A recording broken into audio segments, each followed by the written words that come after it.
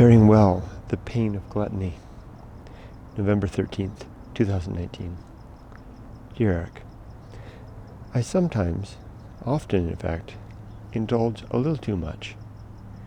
The temptation is so innocent a thing. Just another slice of pizza. Just another size up of my sweet blended drink. A large, when a medium, or better still a small, would do.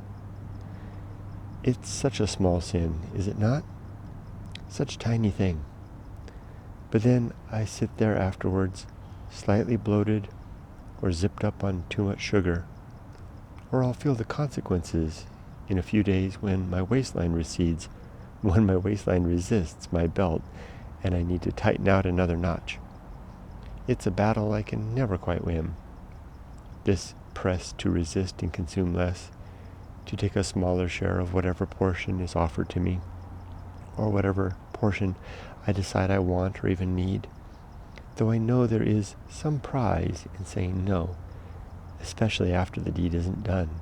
Though I usually decline that more worthy challenge and reward in favor of some delicious, invigorating, stimulating moments now of munching and sipping, and of course the sweet distraction that these distractions bring. But maybe there's some virtue yet to be made of this excess. Perhaps there is something good to be done of too much. It's actually not hard to turn the spoiled stuff of our weakness into the wholesome substance of virtue.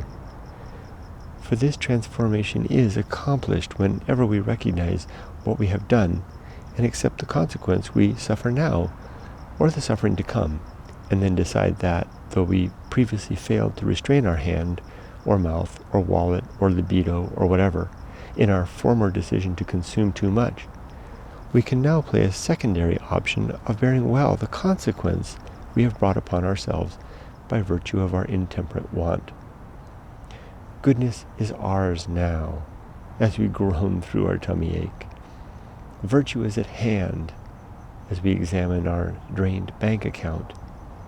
Peace is close within sight, as we fess up our indiscreet folly. And though it may not feel very good in the moment of our rising, the fact of our choice now to rise, and the willful exercise of such strength in standing from our fall, to totter upon our own 2 feet in the bare and open wind, is sufficient reward itself to not erase our past excess, but at least to make the living of such indulgence something worth living after all. The distraction was seemingly good, though the bearing well of recognizing the consequence of our unworthy distraction is something much better.